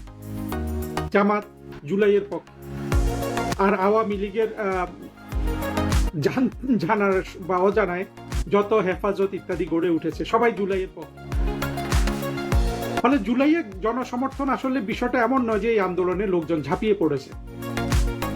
আওয়ামী লীগের বিপক্ষে যে কোনো আন্দোলনেই আপনি বাংলাদেশে 50% মানুষকে পাবেন। যে কোনো আন্দোলনে আওয়ামী লীগ যদি দেশটাকে সোনা দিয়ে মুড়িয়েও দেয়, আপনি যতদিন মুক্তিযুদ্ধের বিপক্ষের শক্তিকে বিনাশ না করবেন এই বাংলাদেশ থেকে, ততদিন আপনি আওয়ামী লীগের বিরুদ্ধে 50% জনগণকে এমনি মুক্ত পেয়ে যাচ্ছে, কিচ্ছু করতে হবে না। আওয়ামী লীগ মনে করেন যে আরো 10 বছর ক্ষমতায় থাকতো প্রধানমন্ত্রী শেখ হাসিনা, বাংলাদেশকে একেবারে আপনার সব সমস্যা বাংলাদেশের সমাধান করে দিয়েছে। কিন্তু যেইভাবে স্বাধীনতা বিরোধীরা বাংলাদেশে বেড়ে উঠছিল এবং তাদেরকে ঠেকানোর যে আওয়ামী লীগের কোনো পরিকল্পনা ছিল না, সেই অবস্থাটা যদি আপনার চলমান থাকতো, আওয়ামী লীগের কোনো ভালো গুণ, কোনো ভালো কর্ম দেশকে একেবারে আপনার সব সমস্যা দূর করে দিলেও, সকল মানুষের সব ধরনের সুখের ব্যবস্থা করলেও, অটোমেটিক আপনি কিন্তু 50% জনগণকে আওয়ামী লীগের বিরুদ্ধে রাস্তায় নামাতে পারবেন। আবার কিন্তু আওয়ামী লীগের পক্ষে আপনি কখনো 50% মানুষকে রাস্তায় সেভাবে নামাতে পারবেন না। আওয়ামী লীগের জন্য কাজটা অনেক কঠিন। কারণ হলো আওয়ামী লীগের মধ্যে মুক্তিযুদ্ধের চেতনা লালন করার সেই ধরনের আপনার প্রেরণা বলুন কিংবা প্রজ্ঞা বলুন, যোগ্যতা বলুন, সেটা কিন্তু গড়ে ওঠে নাই। আবার অন্যদিকে মুক্তিযুদ্ধ বিরোধীদের কোনো চেতনা কিচ্ছু লাগে না। এরা যে বাংলাদেশকে ঘৃণা করে, এরা যে পাকিস্তানকে ভালোবাসে, এরা যে বাংলাদেশকে যেই কোনোভাবে হোক, বাংলাদেশে হয় পাকিস্তান পন্থা চালু করতে হবে, না হলে পাকিস্তানের সাথে আপনার ফেডারেশন করতে হবে বা কিছু একটা, অর্থাৎ ভারত বিরোধী, হিন্দু বিরোধী এবং মুক্তিযুদ্ধ বিরোধী, এই আবেগগুলোকে কাজে লাগিয়ে যে কোনো সময় আওয়ামী লীগের বিরুদ্ধে 50% মানুষকে নামিয়ে দেওয়া সম্ভব। কিন্তু আওয়ামী লীগের পক্ষে কখনো 50% মানুষকে নামানো সম্ভব না। আওয়ামী লীগের বিরুদ্ধে 50% নামাতে হলে আওয়ামী লীগ বিরোধী যারা আছে তাদের কোনো ভালো কাজ করার দরকার নেই। ঐতিহাসিকভাবে তারা যে ঘৃণা বাংলাদেশে প্রডিউস করে সাফল্য পেয়েছে সেটাই যথেষ্ট। আওয়ামী লীগের পক্ষে 30-40% মানুষ নামানো কিন্তু কঠিন। কারণ আওয়ামী লীগ ঘৃণার পরিবর্তে যে বিকল্পটা ছিল মুক্তিযুদ্ধের চেতনা কিংবা আপনার ভালোবাসা, এগুলো দক্ষতার সাথে প্রতিষ্ঠিত করার জন্য আওয়ামী লীগের কোনো চিন্তা বুদ্ধি কোনো কিছু কখনো কাজ করে নাই। সেই জিনিসটা বুঝতে হবে। কাজে জুলাইতে রাস্তায় মানুষ নেমেছে, জুলাইয়ের এখনো সমর্থন আছে, এইটা কোনোভাবেই প্রমাণ করে না যে জুলাই একটা গণ অভ্যুত্থান ছিল। আরেকটা প্রশ্ন বিবেচনা করে দেখুন, একটা মেয়েকে একটা ছেলে তার সাথে আপনার প্রেম করলো, মেয়েটাকে বললো অমুক জায়গায় আসো, আসার পরে দেখলো যে এই প্রেমিক হলো ভণ্ড, মেয়েটাকে সে রেপ করলো, মেরে ফেললো। তাহলে আপনি পেছনের দিক থেকে তাকিয়ে কি ছেলেটাকে মেয়েটার প্রেমিক বলবেন? অথবা ধরুন একটা শিশুকে চকলেট দিয়ে, একটা শিশুর কিডনি বিক্রেতা আপনার জঙ্গলে নিয়ে শিশুটাকে খুন করে ফেললো, আপনি কি সেই শিশুর চকলেট যে দিল ওটার প্রশংসা করবেন, নাকি কিডন্যাপ ওয়ালাকে আপনি পুলিশে দিবেন? জুলাইতে ঠিক একই ঘটনা ঘটেছে। বলেছে যে আমরা বাংলাদেশের ভালো করব, নানান ছদ্মবেশ ধারণ করেছে, বঙ্গবন্ধুর নামে স্লোগান দিয়ে যেই শেখ হাসিনা 5 আগস্ট শেখ হাসিনা সরকারের পতন ঘটলো, সেই দিনই কিন্তু বঙ্গবন্ধুর ভাস্কর্যের কাঁধে চড়ে বসেছে সবগুলা। এই প্রতারণাগুলো অনেক বলা হয়েছে, এগুলো সম্পর্কে আমরা সবাই জানি, এখানে বিস্তৃত ব্যাখ্যা করার দরকার নেই। দেখুন, যারা জুলাই সম্পর্কে বলে তাদের মধ্যে যাদের বুদ্ধিজীবিতা কিছুটা আমি শুনতে রাজি আছি, তাদের মধ্যে ধরেন আমি নুরুল কবিরের কথা আনবো।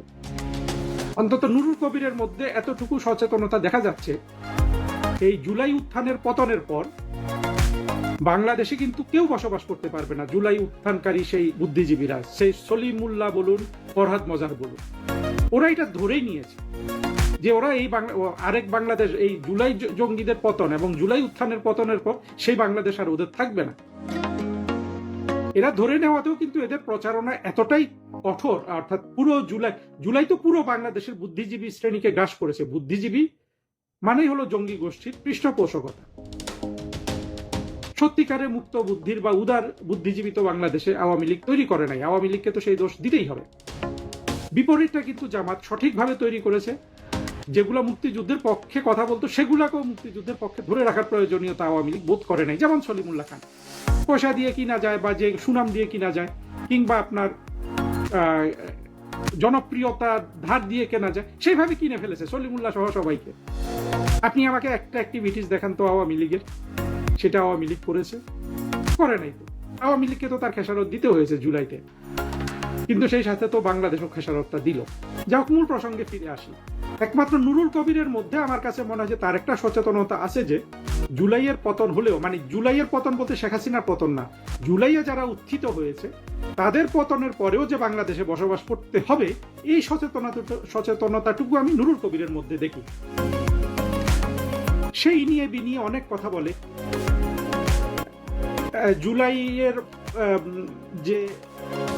জুলাই যেসব আসলে তো প্রতারণা করেছে, কিন্তু নুরুল কবিররা এগুলাকে এখনো জন আকাঙ্ক্ষা হিসাবে দেখে, যে সেগুলো বাস্তবায়ন হয় নাই, এইরকম একটা হতাশা নুরুল কবিরের মধ্যেও আছে। কিন্তু এই নুরুল কবিরও দেখবেন একবারও এখন পর্যন্ত তার মুখে শুনলাম না যে আমেরিকান ডলারগুলো আসলো, যেটা আমেরিকার প্রেসিডেন্ট পর্যন্ত সাক্ষী দিল, সারা বিশ্ব জানলো, আজ পর্যন্ত নুরুল কবির এই কথাটা তার মুখে একবার আনে নাই। বোঝেন এরা কত চাতুর, মানে এদের চাতুর্য কত উঁচু মানের এবং অসততা কত উঁচু মানের। এই যে আপনার স্নাইপারের কথা শুনছি, স্নাইপার তো এখন ওই যেই কি চিফ প্রসিকিউটর যে বিএনপি যেটাকে নিয়োগ করেছে, সে অন্তত স্বীকার করেছে যে স্নাইপার ছিল। এখন সে বলছে যে এটা আওয়ামী লীগ সন্ত্রাসীরা স্নাইপার ইউজ করেছে। প্রমাণ করে দেখিয়ে দে, তাই না? আমরা তো একটা সত্যিকারের নিরপেক্ষ তদন্ত এগুলা দেখতে চাই, যে জুলাইতে কারা মানুষ খুন করেছে, পুলিশ ছাড়া আর কারা কারা মানুষ খুন করেছে। সেনাবাহিনী খুন করেছে, কিন্তু সেনাবাহিনী তো জঙ্গিদের হয়ে খুন করেছে। সেনাবাহিনী তো জঙ্গিদের পক্ষে আগেই চলে গেছে। হারুন ইজহারের একটা ভিডিও আমার এক ছোট ভাই আজকে পাঠালো, সেখানে হারুন ইজহার বলছে যে সেনাবাহিনীর ফোন এসছে যে সেনাবাহিনী অলরেডি সরকার পতনের সিদ্ধান্ত নিয়ে নিয়েছে। এগুলো ভালো করে আমাদেরকে লজ্জিত করো তোমরা, প্রমাণ করে দিয়ে স্নাইপার কারা ইউজ করেছে। সেই দিকে কিন্তু ওরা যাবে না, দেখবেন এগুলো নিয়ে তালবাহান। এই নুরুল কবিরের পেপারে নাকি উঠছে যে এই স্নাইপার পুলিশের ছিল, এটা সেটা, এগুলো তো বাংলাদেশের সব পত্রিকায় এই খবর করলো না কেন? আসল কথা হলো যে এই জিনিসগুলো ওরা বললে তো আসলে ওদের মুখ থাকবে না। নুরুল কবির যদি এই ট্রাম্প সাহেব যে ডলারের হিসাব দিলেন সেটার কথা বলে, স্নাইপারের কথা বলে, নুরুল কবিরের কি আসলে আর কোনো কথা বলার জায়গা থাকে না? আমি নুরুল কবিরের নামটা আনছি কারণ আমি মনে করি যে এখন পর্যন্ত এই লোকটা মানে ওই সচেতনতা নিয়ে এগুচ্ছে যে এই জুলাইয়ে যাদের উত্থান হয়েছে তাদের পতনের পরেও বাংলাদেশে নুরুল কবিরকে থাকতে হবে। আর সলিমুল্লাহ থেকে বাকিরা কিন্তু ধরে নিয়েছে আমরা তো থাকতেই পারবো না, ফলে জুলাইয়ের পক্ষে যা বলার আমরা বলে যাই। যাই হোক, এই কথাগুলো বলার উদ্দেশ্য একটাই যে জনগণ রাস্তায় নেমেছে। হ্যাঁ, নেমেছে, আমরা দেখেছি, এটা তো কেউ অস্বীকার করবে না রে ভাই। জনগণ রাস্তায় নামলেই গণ অভ্যুত্থান হবে, এইটা হওয়াই উচিত ছিল। কিন্তু এত বেশি ষড়যন্ত্র করে ফেলেছে, এত বেশি প্রতারণা করে ফেলেছে, এবং সেই প্রতারণাটা কিন্তু সাধারণ প্রতারণা না। আমি যে দুটো উদাহরণ দিয়েছি ব্যক্তি জীবন থেকে, একটা শিশুকে আপনার চকলেট দিয়ে জঙ্গলে নিয়ে খুন করে তার কিডনি, লিভার এগুলো নিয়ে চলে যাওয়া, কিংবা একটা মেয়েকে বা একটা ছেলেকেও বলতে পারেন, শুধু মেয়েদের কথা বলবো কেন, হ্যাঁ, প্রেমের অভিনয় করে শুধু রেপ করার জন্য প্রেম করা, কিংবা সিরিয়াল কিলাররাও এগুলো করে, খুন করার জন্য প্রেম করা, আছে না এরকম উদাহরণ? ঠিক সেই ঘটনাটা তো জুলাইতে ঘটেছে।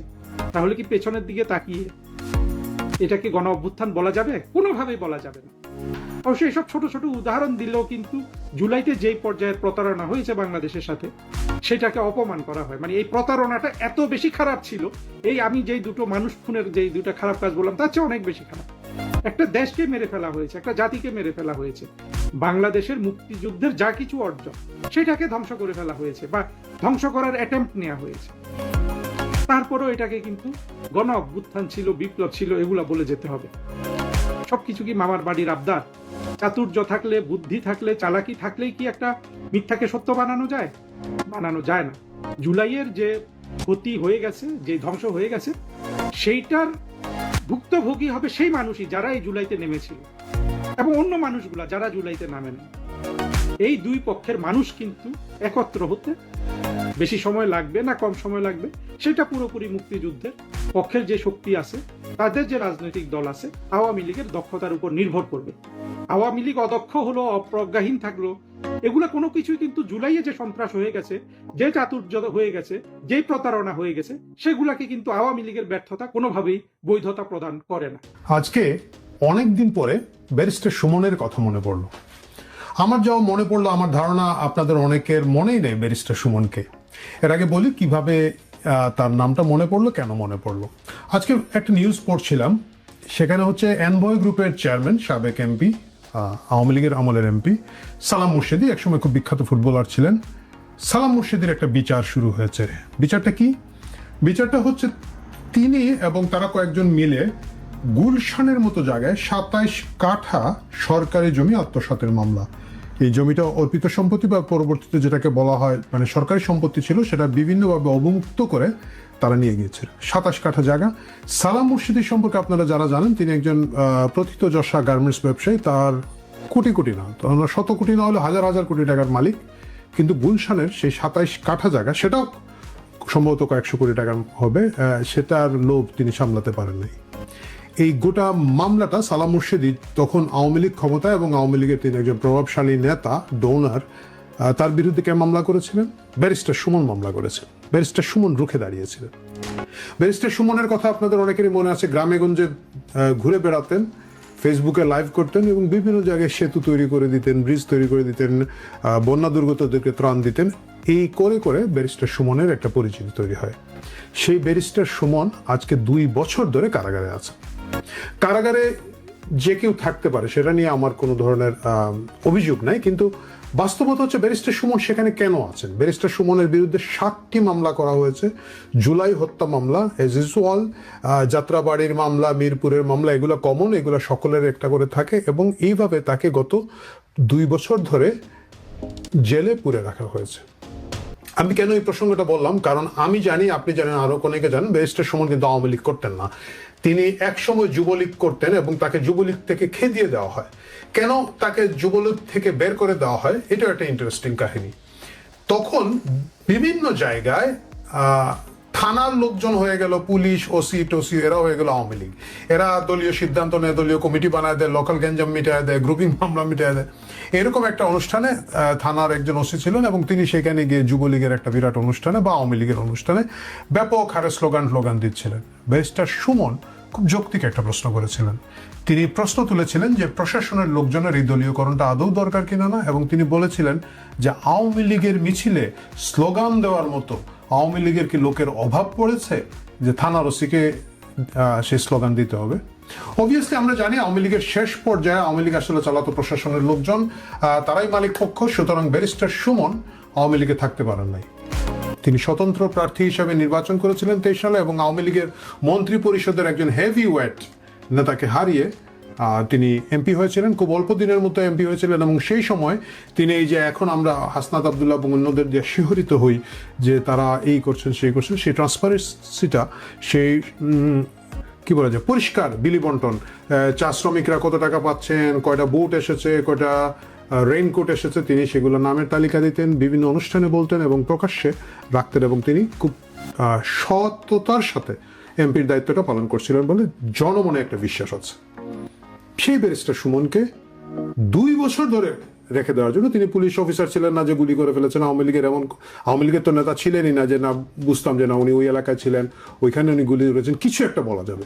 এই যে ঢালাও হত্যা মামলা করে তাকে দেওয়া হয়েছে, এইটুকু পর্যন্ত আমি হয়তো ভাবলাম যে তখন ইউনূসের কালো শাসন চলছে, সেই কালো শাসনের সময় কে যে কোথায় আটকে যাবে, ফেসে যাবে, কেউ কিছু বলতে পারে না। মামলা বাণিজ্য ছিল ইউনূস এবং তার ল্যান্ডবোর্ডদের একটা প্রফেশন, এবং সেই প্রফেশনের কারণে তারা বিভিন্ন লোকজনকে দিয়েছে। কিন্তু এখন যখন তারেক রহমানের নেতৃত্বে বিএনপি ক্ষমতায় আছে, তখন এই ব্যারিস্টার সুমনের মতো লোকজন কারাগারে কেন? অনেকেই বলবেন, আপনারা দর্শকরা বলবেন যে সরকারের এখানে কি করার আছে, এটা কি যেন স্বাধীন নিরপেক্ষ বিচার ব্যবস্থায় যদি তিনি বেরিয়ে আসতে না পারেন তিনি কারাগারে থাকবেন। ঘটনাটা মোটেও তা নয়। আমরা দেখলাম বিভিন্ন সময় এখন যে ঘটনাটা ঘটছে, ব্যারিস্টার সুমনের যখনই জামিন হওয়ার কোনো চেষ্টা হচ্ছে তখনই তাকে একেবারে তাড়াহুড়া করে সরকার, এমন অবস্থা হয়েছে সম্প্রতি 2টা মামলায় তিনি, আমি তারিখটা একটু দেখতে চাই, 2 মামলায় 18ই জুন মাত্র কয়েকদিন আগে তার এই 7টা মামলার মধ্যে 2টো মামলায় জামিন হয়েছিল। সেই 2টো মামলা যাতে আটকানো যায় এই জন্য চেম্বার জজের কাছে গিয়ে তাড়াহুড়া করে সরকার এই জামিনগুলো স্থগিত করেছে। মানে চেম্বার জজ হচ্ছেন গিয়ে যখন বিচারকরা ছুটিতে থাকেন, কার্যক্রম স্থিমিত থাকে, তখন জরুরি কাজের জন্য চেম্বার জজ দায়িত্বে থাকেন যাতে বিচার প্রক্রিয়াটা সবসময় থাকে, অ্যাক্সেস টু জাস্টিস থাকে। সেখানে সাধারণত জনগুরুত্বপূর্ণ বিষয়গুলো নিয়ে চেম্বার জজের কাছে যাওয়া হয়। কিন্তু আমরা দেখলাম তারেক রহমানের সরকার, তার আইনজীবীরা সেখানে গিয়ে ব্যারিস্টার সুমনের এই 2টো জামিন বাতিল করলেন। প্রিয় দর্শক, আপনি জানেন, আমি জানি, জনগণ জানে ব্যারিস্টার সুমন কেমন লোক সেটাতে আমি যাচ্ছি না, কিন্তু এই হত্যাকাণ্ডের সাথে ব্যারিস্টার সুমনকে বাস্তবসম্মতভাবে তখন মেলানো বেশ কষ্ট। তখন আমি ভাবতে থাকলাম যে এই যে তারেক রহমান খুব সুন্দর করে ক্ষমা ও মহত্বের কথা বলেন, এটা উনি আসলে শুধু ডক্টর ইউনূসের কাছ থেকে পেয়েছেন তা না, আমার ধারণা ওনার পিআর টিম ওনাকে এটা বলে, এবং এটা ভালো লাগে এবং এটা হওয়া উচিত। তিনি কিছুদিন আগে প্রথমে বলেছেন যে তার যে শারীরিক অসুবিধা হচ্ছে, তার উপরে যে টর্চার হয়েছিল 111 সরকারের সময়, তিনি চাইলে এখন প্রতিশোধ নিতে পারেন, কিন্তু সেই প্রতিশোধ তো তার মেরুদণ্ডের বাঁকা হাড় সোজা করে দেবে না। আমরা সকলেই এটাকে অভিনন্দিত করেছি। রাষ্ট্রনায়কোচিত কথা বলেছেন। মাত্র এই 2-3 দিন আগে তিনি যে বিএনপিপন্থী জুলাই সম্মেলন যেটা হলো, সেখানেও আবার একই কথা বলেছেন যে তিনি চাইলে কিন্তু প্রতিশোধ নিতে পারেন। বেগম খালেদা জিয়া, ওনার মা, ওনার উপরে যে অবিচার হয়েছে সেটা নিতে পারেন, ওনার ভাইয়ের উপর অবিচার হয়েছে, ওনার উপর অবিচার হয়েছে, তিনি এই প্রতিশোধ নিতে পারেন, কিন্তু তিনি মনে করেন প্রতিশোধ নেওয়া উচিত না। খুবই সুন্দর কথা, ভালো কথা। এত ভালো কথা, সুন্দর কথার পরেও তারেক রহমানের আইনজীবীরা শুধুমাত্র ব্যারিস্টার সুমনকে আটকে রেখেছেন তা না, এরকম আরো অনেককে আটকে রেখেছেন। এবং তখনই আমার প্রশ্নটা আসে, যদি খালেদা জিয়ার উপর হওয়া কোনো অত্যাচারের প্রতিশোধ না হয়, যদি তারেক রহমান বা তার পরিবারের সদস্যদের উপর হওয়া কোনো অত্যাচারের প্রতিশোধ তারা না নিতে চান, কিসের প্রতিশোধ তারা নিচ্ছেন?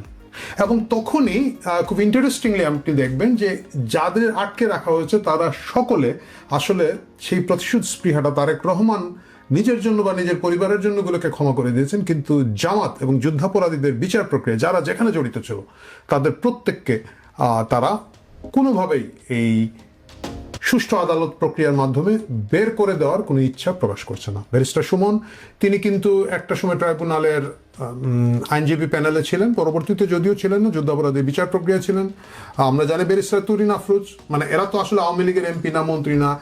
আওয়ামী লীগের যে চুরিধারী হয়েছে, আওয়ামী লীগের যে সন্ত্রাস হয়েছে যে গ্রুপটা, এই গ্রুপ কিন্তু এরা না, কিন্তু এখানে আছেন সাংবাদিক মোজাম্মেল বাবু, তারপরে ধরেন ফারজানা রূপা শাকিল, এই দম্পতিকে আজকে 2 বছর ধরে আটকে রাখা হচ্ছে। তাদের বাচ্চাটা অবর্ণনীয় কষ্টের মধ্যে বাইরে আছে।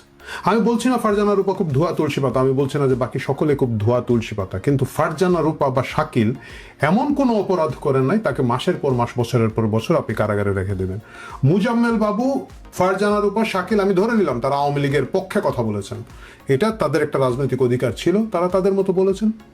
তার জন্য আপনি তাকে ধিক্কার দিতে পারেন, বকা দিতে পারেন, মিডিয়া থেকে তাকে বলতে পারেন যে সে মিডিয়ার যোগ্য না, সবই মানি, কিন্তু তাকে মাসের পর মাস, বছরের পর বছর বিচার আচার কিছু না করে এইভাবে ফেলে রাখবেন, কারণ কি?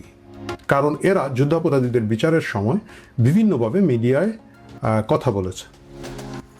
শাহরিয়ার কবির। ঘাতক দালাল নির্মূল কমিটি শহীদ জননী জাহানার ইমামের উত্তরসূরি, বয়োবৃদ্ধ, কিছুদিন আগে ওনার একমাত্র মেয়েটা মারা গিয়েছে, হাঁটতে পারেন না ঠিক মতো, ধরে ধরে হাঁটাতে হয়, মাসের পর মাস তাকে আটকে রেখেছেন। মানে এদের অপরাধ আসলে এত বড় কিভাবে হয়? মানে এরা তো তারেক রহমানের পিঠের মেরুদণ্ড ভাঙে নাই, খালেদা জিয়ার প্রতি কোনো ধরনের অন্যায় বিচারের সাথে তাদের কোনো ফিজিক্যাল বা তাদের কোনো ক্ষমতা ধরনের সম্পর্ক ছিল না। তারা হয়তো হ্যাঁ বলবেন যে না তারা সমর্থন দিয়েছেন, সমর্থন দেওয়াটা এত বড় অপরাধ হতে পারে না যে মৃত্যুর দিকে তাদেরকে এগিয়ে দিয়ে যাবেন। এবং অভিযোগ আছে যে কারাগারে তাদেরকে ওষুধ দেওয়া হচ্ছে না। মোজাম্মেল বাবুর পরিবারের কিছু সদস্যকে আমি শুনেছি বলতে যে তার যে ক্যান্সার হয়েছে তিনি যথেষ্ট পরিমাণ চিকিৎসার ওষুধ টষুধ পাচ্ছেন না। এরকম আরো অসংখ্য লোক যাদের কথা বলছি তারা ছাড়াও অসংখ্য লোককে কারাগারে আটকে রাখা হয়েছে দিনের পর দিন, মাসের পর মাস। এবং তাদের যখন স্বাভাবিক প্রক্রিয়া জামিন হওয়ার দিকে যায়, ব্যারিস্টার সুমনের মতো যাদের জামিন হওয়ার দিকে যায়, তখন তারেক রহমানের আইনজীবীরা চেম্বার জজের দরজায় কড়া নেড়ে সেখানে ছুটে যাচ্ছেন এবং সেখানে গিয়ে জামিন বাতিলের জন্য আবেদন করছেন। এটা রেখে তারেক রহমান যতই বলুন না কেন যে তিনি সকলকে নিয়ে প্রতিশোধ না নিয়ে রাষ্ট্র চালাতে চান, রাষ্ট্রনায়ক হয়ে উঠতে চান, প্রশ্নটা থাকবে খালেদা জিয়ার প্রতিকৃত কোনো অন্যায় বা তারেক রহমানের হাড্ডি ভেঙে দেওয়া অন্যায়ের চেয়েও কোন বড় অন্যায় যেটা তার পিঠের ব্যথা তারকে এত ব্যথাতুর করে না। কিন্তু ব্যারিস্টার সুমন সহ আরো অনেক যারা যুদ্ধাপরাধীদের বিচার প্রক্রিয়া ছিলেন, শাহরিয়ার কবির সহ, সেই ব্যথায় কেন তিনি এত কষ্ট পান যে এদের জামিন সরকারি উকিলরা উঠে পড়ে লেগে থামিয়ে দিচ্ছেন। প্রিয় দর্শক, কথা হবে অন্যদিন অন্য কোনো প্রসঙ্গে। কিন্তু কারাগারের ভেতরে এই যে হাজার হাজার লোক গ্রেফতার হয়ে আছেন, যে মামলা বাণিজ্য যে গ্রেফতার বাণিজ্য হচ্ছে তাকে ধিক্কার জানাচ্ছি এবং আমি সরকারের কাছে জোর দাবি জানাচ্ছি আমাদের দেশে হবে সেই ছেলে কবে কথায় না বড় হয়ে কাজে বড় হবে। তারেক রহমান কাজে বড় হয়ে প্রমাণ দেখাবেন যে তিনি শুধু তার নিজের উপর কৃত অন্যায় প্রতিশোধ নেই নাই এই কথার মধ্যে থাকবেন না, যুদ্ধাপরাধীদের বিচার প্রক্রিয়ার সাথে যারা জড়িত ছিলেন, যুদ্ধাপরাধীদের উত্তরসূরির যে প্রতিশোধ নিতে যাচ্ছে সেখানে তারেক রহমান যেন অগ্রসর না হন। আসসালামু আলাইকুম রহমতুল্লাহি ওয়াবারাকাতুহু। সম্মানিত দর্শক, পত্রিকায় দেখলাম যে এনসিপির যারা নেতৃবৃন্দ রয়েছেন অর্থাৎ নাহিদ, হাসনাত, সার্জিস যারা আছেন তারা এই জুলাই আন্দোলনকে সেলিব্রেট করার জন্য তার এই জুলাই আন্দোলনকে উদযাপন করার জন্য সারা বাংলাদেশে জুলাই মাসে ভ্রমণ করবেন, বিভিন্ন জেলাতে যাবেন। এটা গত বছরও তারা চেষ্টা করেছিলেন এবং গিয়েছিলেন। তো এইবার যেটি হবে সেটা তারা অনেক জায়গাতে যাবেন। এটাকে জুলাই পদযাত্রা বলা হচ্ছে, কিন্তু তারা এবার আর গোপালগঞ্জ যাবেন না। খুব আলোচনা হচ্ছে, আওয়ামী লীগের লোকজন মুসকে মুসকে হাসছে, কি দাদা ভয় পেয়ে গেলে নাকি, বা আসো আসো আসো, বা আঞ্চলিক ভাষা আও আও আও, এবার আসো তোমাদেরকে খই খাওয়াবো, মুড়ি খাওয়াবো, চিড়িয়া খাওয়াবো, বিন্নি দানের ভাত খাওয়াবো, ইত্যাদি ইত্যাদি নানা রকম কথাবার্তা। অনেকে বলার চেষ্টা করছেন যে গত বছর তো নৌবাহিনীর কমব্যাট গিয়েছিল, হেলিকপ্টার গিয়েছিল, ট্যাঙ্ক গিয়েছিল, সেনাবাহিনী গিয়েছিল। এই বছর চান্দু, হাহা, কোনো কিছুতে কাম হবে না, সাবমেরিন দিয়েও কাজ হবে না, এরকম কথাবার্তা বলার চেষ্টা করা হচ্ছে। আমার বক্তব্যটা হলো যে আমি একটা স্ট্যাটাসে বলেছি যে যদি তারা পদযাত্রা করেন, যদি তারা শোভাযাত্রা করেন, কিংবা এই জুলাইকে কেন্দ্র করে সারা বাংলাদেশে তারা ভ্রমণ করেন, প্রত্যেকটা জেলাতে যান, কেন গোপালগঞ্জে তারা যাবেন না? What is the problem? Gopalganj কি বাংলাদেশ থেকে বিচ্ছিন্ন কোনো একটি অঞ্চল, স্বায়ত্তশাসিত? সেখানে তারা যাবেন এবং তাদেরকে প্রোটেকশন দেওয়ার দায়িত্ব এই রাষ্ট্রের। যখন রাষ্ট্র কারো রাজনৈতিক অধিকার নিশ্চিত করতে না পারে, এটি রাষ্ট্রের এক ধরনের মারাত্মক দুর্বলতা। 2 নম্বর হলো কোনো একটি সংগঠন যখন তার প্রধান প্রতিপক্ষ যারা আছে সেই প্রতিপক্ষের যে দুর্গ, সেই দুর্গের ধারে কাছে যেতে না পারে, ওই সংগঠনের কোনো অস্তিত্ব থাকে না। কাজে এই যে গোপালগঞ্জে গত বছর যাওয়ার যে সিদ্ধান্তটা ওটা ছিল রং, আবার এই বছর না যাওয়ার সিদ্ধান্তটা এটা আরো রং। মানে গত বছর যেটি ছিল ভুল, এটা হবে সেটা মহাভুল। নাহিদ সার্জিসরা অনেক তরুণ, তারা যদি একটু চিন্তা করেন তাহলে বুঝতে পারবেন যে গত বছর সমস্যাগুলো কোথায় ছিল। গত বছর সমস্যাটা ছিল প্রথমত যে একটা গুজব ছড়ানো হয়েছিল যে এনসিপির যারা লোকজন তারা যাচ্ছে এবং সারা বাংলাদেশ থেকে জামাতের হাজার হাজার লোক তাদেরকে মানে পর্দার আড়ালে থেকে সাপোর্ট দেওয়ার জন্য ট্রাকে করে সেই গোপালগঞ্জ, টঙ্গীপাড়া বিভিন্ন এলাকাতে তারা অবস্থান নিয়েছে। কম করে হলে 1 লাখ লোক। এরা মূলত গোপালগঞ্জে গিয়ে তারা ভাঙচুর করবে, বঙ্গবন্ধুর মাজার ভাঙচুর করবে, যেভাবে 32 নম্বর ভাঙচুর করেছে। এর ফলে কি হলো, সকল যারা আওয়ামী লীগের যারা লোকজন আছে তাদের মধ্যে এটা একটা জীবন মরণ সমস্যা হয়ে গেল, যেই সমস্যাটি এবছরও নেই।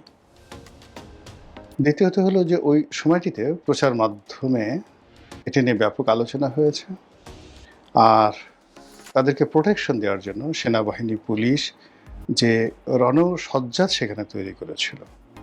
তো এরকম যখন খুব সিরিয়াস মোডে কোনো কিছু চলে যায় তখন আসলে সেখানে অঘটন ঘটবে। শেখ হাসিনার যে পতন হলো, সে যদি জরুরি অবস্থা এভাবে জারি না করতেন, সে যদি পুরো বিষয়টি পুলিশ দিয়ে নিয়ন্ত্রণ করার চেষ্টা করতেন, তিনি যদি সেনাবাহিনীর হাতে কর্তৃত্ব এভাবে না দিতেন, তাহলে তো ভিন্ন ইতিহাস হতে পারত। আবার পুলিশ বা অন্যান্য যে সকল তার যে ফোর্স ছিল তারা যদি কঠোর না হতেন, গোলাগুলি না করতেন, একের পর এক যাকে বলা হয় যে হত্যাকাণ্ড, সেটা যদি না ঘটত, এখন সেটা যেই করেছে না কেন, যত কথাই বলেন না কেন, সরকারের পক্ষ থেকে তো একটা ঘটনা ঘটানো হয়েছে, একাধিক ঘটনা ঘটানো হয়েছে, নির্মম ঘটনা ঘটানো হয়েছে। তো এইগুলো যদি না ঘটতো তাহলে হয়তো এরকম জুলাই আগস্টের বিপ্লবের যে দিনক্ষণ 5 তারিখে যে ঘটনাগুলো ঘটেছে এটি নাও ঘটতে পারত। তো সেক্ষেত্রে গত বছর যে জুলাই মাসে গোপালগঞ্জের যে ট্র্যাজেডিগুলো ঘটেছে, ওইরকম একটা ট্র্যাজেডি ঘটানোর জন্য আসলে ঘোষণা দিয়ে কোথাও কোথাও মারামারি হয় না, এটা অলনে ছাড়েন। তো এইভাবে ঘোষণা দিয়ে ঢাকা শহরে যেভাবে বঙ্গবন্ধু এভিনিউতে আওয়ামী লীগের অফিস তছনছ করা হয়েছে, যেভাবে সুধা সদন তছনছ করা হয়েছে, যেভাবে 3 নম্বর সড়কে আওয়ামী লীগের যে সভানেত্রীর অফিস তছনছ করা হয়েছে, সারা বাংলাদেশে আওয়ামী লীগের অফিস, বাড়ি ঘর পোড়ানো হয়েছে, যেভাবে 32 নম্বর ভাঙচুর করা হয়েছে, এরপর বঙ্গবন্ধুর যে মাজার, এটাকে নিয়ে আওয়ামী লীগের যে কোনো লোকের মধ্যে একটা জিদ চলে এসেছিল। এখন এবছর কিন্তু সেটা নেই। এই কারণ হলো এবছর আওয়ামী লীগ অনেকটা লিবারেল হয়ে গেছে। এবং গত বছর গোপালগঞ্জে যে সেনাবাহিনীর কমব্যাট অপারেশন, সেই অপারেশনে আওয়ামী লীগের বহু মানুষ মারাত্মকভাবে ক্ষতিগ্রস্ত হয়েছেন, বহু মানুষ জেলে গেছেন, হয়তো কেউ ছাড়া পেয়েছেন, অনেকে ছাড়া পাননি। তো সব মিলিয়ে ঠিক ওই রকম যে আবার একটা প্রতিরোধ গড়ে তুলবে, আবার একটা আন্দোলনের ডাক দেবে, আবার জাগো বাহে কণ্ঠে সবাই, এটা হয় না দ্বিতীয়বার। মানে প্রত্যেকটা জিনিসই ইতিহাসে একবার ঘটে, দ্বিতীয়বার ঘটে না। ফলে ওই সময়টাতে গোপালগঞ্জবাসী যে কাজগুলো করেছেন সেটা এই বছর তারা চেষ্টা করলেও করতে পারবেন না। 2 নম্বর হলো যে এখন সেনাবাহিনী হয়তো গত বছরের মতো এভাবে প্রোটেকশন দেবে না। এক কারণ হলো এখন ডক্টর মোহাম্মদ ইউনূস নেই, এনসিপিরও সে আগের রমরমা অবস্থা নেই, আর এনসিপির যারা নেতৃবৃন্দ রয়েছেন তাদের মধ্যে কেউ কেউ এখন সংসদ সদস্য হয়েছেন, তাদের দায়িত্ব বেড়েছে, কর্তব্যবোধ বেড়েছে, তাদের সেই জিহাদি জোশ কমেছে, তারা অনেকটা দায়িত্ববান হয়ে পড়েছেন। রিজনেবলি তারা এখন চেষ্টা করছেন two B a national leader, একজন জাতীয় নেতা হওয়ার চেষ্টা করছেন। তো সেক্ষেত্রে আপনি দেখবেন যে এদের অনেকের ভাষা অনেকটা মার্জিত, কিন্তু এই যে তারা যে স্বপ্ন দেখছে, সেই স্বপ্নের মধ্যে যে সন্দেহগুলো রয়ে গেছে, 1 নম্বর সন্দেহ তারা জামাতের বি টিম, 2 নম্বর সন্দেহ যে তারা জামাত ছাড়া, জামাতের সাহায্য ছাড়া, জামাতের প্রোটোকল ছাড়া সারা বাংলাদেশে কোথাও যেতে পারবে না। সংসদের ভিতরে বাইরে তারা জামাতের দয়ায় বেঁচে আছে, জামাত জাস্ট তাদেরকে যাকে বলা হয় ব্যবহার করছে।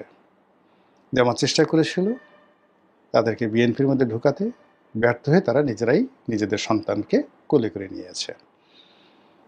এবং গত নির্বাচনের আগে তারা কৃত্রিমভাবে জামাতের সঙ্গে অনেক দ্বন্দ্ব হয়েছে, সংঘাত হয়েছে, ঝগড়াঝাটি হয়েছে, যেন বিএনপি কনফিউজড হয়ে যায়। তারপরে অন্যান্য ইসলামিক যে দলগুলো তারা কনফিউজড হয়ে যায়, কনফিউজড হয়ে তারা যেন সেই এনসিপিকে কোলে তুলে নেয়।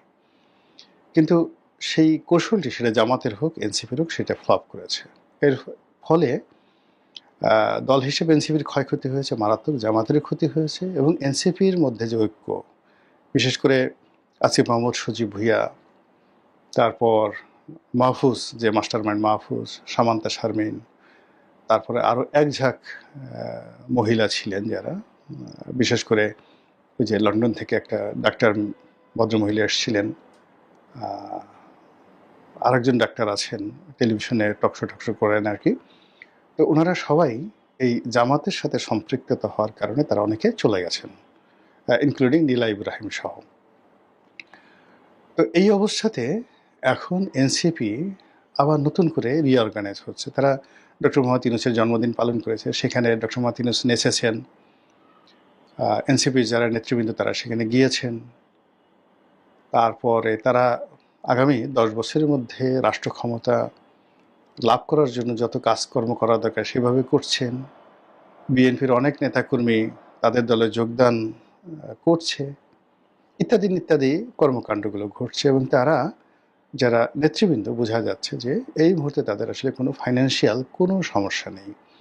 একটি দল পরিচালনা করার জন্য যে অর্থবিত্ত যা কিছু দরকার, কোত্থেকে যেন তারা সেই টাকাগুলো পাচ্ছে।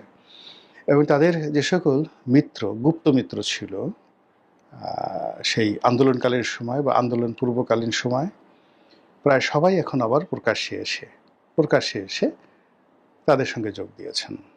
এবং ডক্টর মোহাম্মদ ইউনূস এবং তারা সবাই মনে করছে যে না, এনসিপিকে শক্তিশালী করা ছাড়া এই বাংলার মাটিতে তাদের কোনো অস্তিত্ব নাই।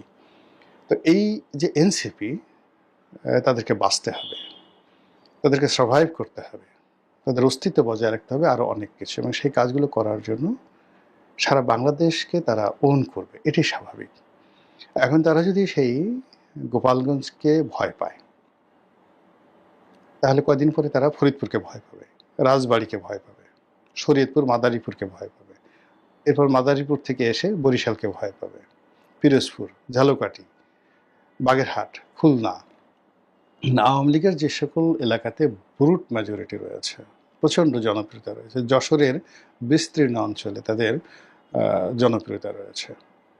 তো যশোর, গ্রেটার যশোর মানে খুলনা বিভাগ, বরিশাল বিভাগ, তারপরে বৃহত্তর ফরিদপুর, কুমিল্লা, এই সমস্ত এলাকাতে, যে ব্রাহ্মণবাড়িয়া, এই সমস্ত এলাকাতে আওয়ামী লীগের যে জনপ্রিয়তা রয়েছে এবং এখানে ডেনসিটি, আওয়ামী লীগের লোকদের যে ডেনসিটি, এই ডেনসিটিকে এখনো পর্যন্ত বিএনপিও চ্যালেঞ্জ করতে পারছে না এই জমানাতে।